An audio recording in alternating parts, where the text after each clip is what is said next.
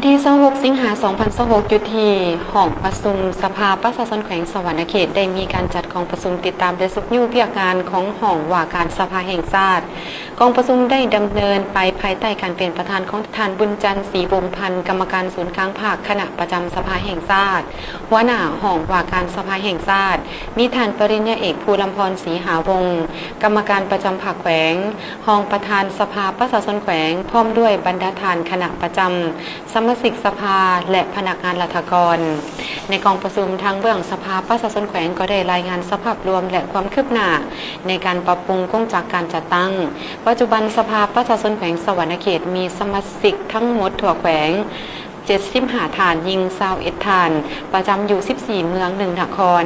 พร้อมนี้ก็ได้สำเร็จการโฮมแขนงการสวยเวียกจาก10แขนงมาเป็น6แขนงเพื่อให้กงจักรมีความกระทัดรัดและเฮ็ดหน้าที่เป็นเสนาธิการได้อย่างประสิทธิภาพหนึ่งในเวียกงานจุดสูงแมนการสั่งตั้งและประกาศห้องการสภาประชาชนแขวงประจำเลือกตั้งเมืองนครมาฮอดปัจจุบันแขวงสวรรณเขตสามารถประกาศสั่งตั้งได้แล้ว6เมืองคือเมืองอุทุมพรไซบุรีอาจสะพังทองอาจสะพรส้นนบุรีเมืองถาปังทองและยังมีอีก8เมืองและ1นครที่ยังบ่ทันได้ประกาศสาเหตุหลักก็แม่นย้อนระยะผ่านมาแขวงสวรรณเขตเป็นแขวงที่ใหญ่ได้รับผลกระทบหนักหน่วงจากภัยพิบัติน้ำท่วมความเอาหลายเขตเลือกตั้งประกอบกับข้อจำกัดทางด้านงบประมาณและพาหนะอุปกรณ์หับใส่เวียกงานบริหาร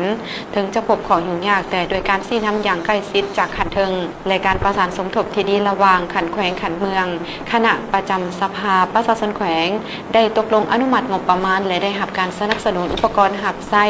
จากคณะกรรมการเลือกตั้งขันแขวงเพื่อหับประกันให้การเคลื่อนไหวเวียกงานดำเนินไปได้สำหรับทิศทางแผนเวียกในตอนหน้า